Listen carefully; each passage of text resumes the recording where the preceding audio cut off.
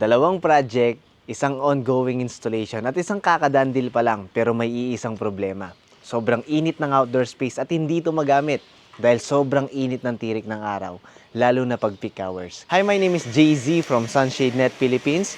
We design, we estimate, and we install shading solution all over the Philippines. Kaya ngayong araw guys, samahan nyo kami na mag-site visit sa dalawa naming ginagawang project. Kaya tara!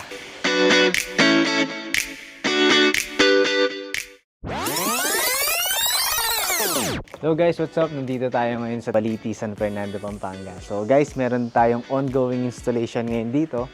Ito yung pool area ni client.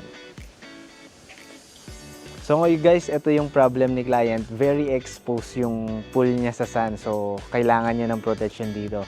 Kaya nag-come up tayo sa magandang design and then siyempre masiserve natin yung protection dito, mas-serve natin yung tamang net dito. Ginawa natin si client ng mapoprotektahan ito guys. So ito, nasa 70% na yung installation natin.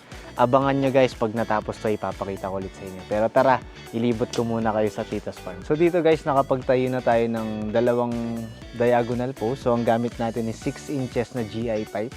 So syempre, usapang lifespan, usapang protection, usapang tibay, ang ginagamit natin is mga quality. So yun guys, yan yung mga gagamitin natin. And then of course, yung mga materials natin, all 304 stainless. So lahat ng nasa taas, hindi na nangangalawang yan. Kahit umulan, umaraw, magtatagal na yan guys. So matagal mag-degrade yung ating mga materials at the same time yung net natin. So yun guys, palapit na siya matapos, 90% na, pero kailangan muna natin pumunta dun sa isang project natin para ma-assist natin yung mga tao natin and may ipakita ko rin sa inyo. Kaya tara. So guys, nandito na tayo ngayon sa second site natin. Nakakadandil lang dito sa AB29 Villas guys. So tara, umpisahan na natin to. Meron lang tayong guys 3 oras na mag-i-install dito. So madali lang to. Kaya tara, samahan nyo na kami.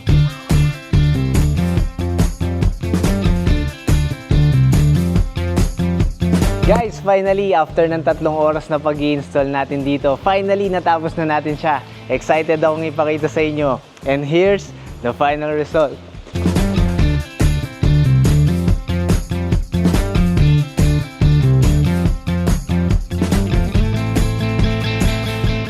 Time check guys, it's 3:49 PM in the afternoon. So tapos na tayo sa Angeles, Pampanga. Punta naman tayo ngayon sa Baliti, San Fernando, Pampanga. Tara. So upon site visit guys, yung architect natin, nag-design siya dito ng design based dun sa sukat, tapos based dun sa area na kailangan protektahan. So ito yung kinalabasan guys ng design natin. Ipapakita ko rin dito yung design ni architect na tugma dito sa ginawa natin.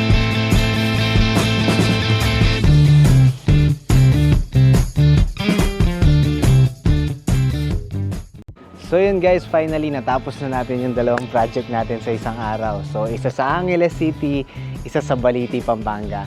So yun guys, maraming salamat. In Sunshade Net Philippines, we design, we estimate, we install. See you in our next project.